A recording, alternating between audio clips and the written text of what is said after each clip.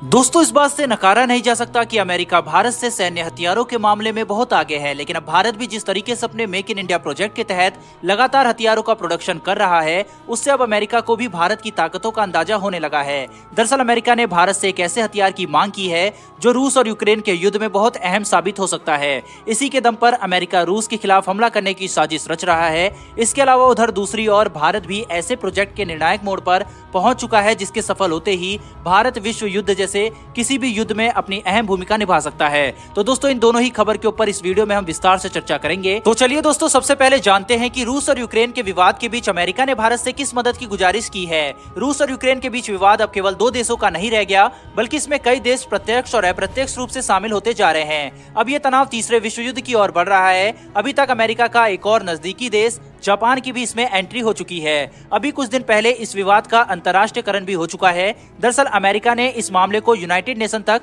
पहुंचा चुका है। जब यूनाइटेड नेशन में इसके सदस्य देशों ने इस मसले का अंतर्राष्ट्रीयकरण करने के लिए अपने मत का प्रयोग किया था, तो भारत ने अपना मत जाहिर न करके ये स्पष्ट किया था कि भारत न तो यूक्रेन के पक्ष में है और न ही रूस के पक्ष में है। इसके लिए रूस ने भारत के प्रति आभार भी व्यक्त किया था। उधर दूसरी तरफ अमेरिका और ब्रिटेन खुलकर यूक्रेन का सहयोग कर रहे हैं। अमेरिका चाहता है कि यूक्रेन की मदद के लिए भारत भी आगे आए। दरअसल पूरे यूरोप का 40% नेचुरल गैस की सप्लाई रूस ही करता है और यूरोप के कई देश ऐसे में जो नाटो के सदस्य देश हैं वो यूक्रेन की मदद के लिए आगे आ रहे हैं। जर्मनी भी नाटो का सदस्य है और जर्मनी रूस के ही नेचुरल गैस पर पूरी तरह से निर्भर है। अगर जर्मनी रूस और यूक्रेन के बीच में यूक्रेन की मदद करने के लिए आगे आता है तो रूस जर्मनी को नेचुरल गैस की सप्लाई बंद कर सकता है। यही वजह है कि अभी तक जर्मनी ने अपनी कोई भी प्रतिक्रिया इस मुद्दे पर नहीं दी है। उधर अमेरिका युद्ध की शुरुआत से पहले नेचुरल गैस से जुड़े सारे इंतजाम कर लेना चाहता है। इसीलिए अमेरिका चीन, भारत और जापान से नेचुरल गैस की सप्लाई करने के लिए अपील कर रहा है।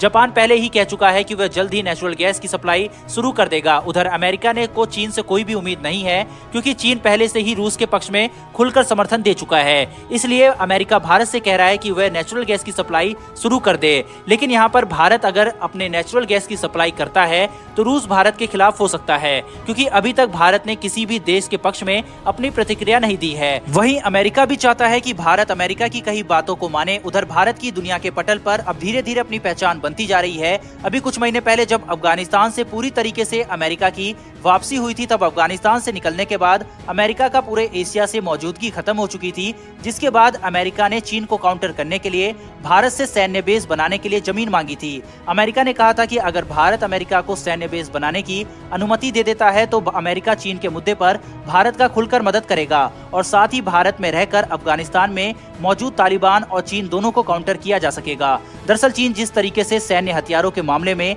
लगातार बढ़ता जा रहा है, उससे अमेरिका को डर है कि कहीं चीन सैन्य मामले में अमेरिका से आगे न निकल जाए। इसीलिए चीन को रोकने के लिए अमेरिका भारत की मदद चाह रहा है। आपको बता दें कि रूस और यूक्रेन के बीच यह विवाद रूस के द्वारा कब्जा किए गए एक क्षेत्र को लेकर 2013 से ही चल रहा है।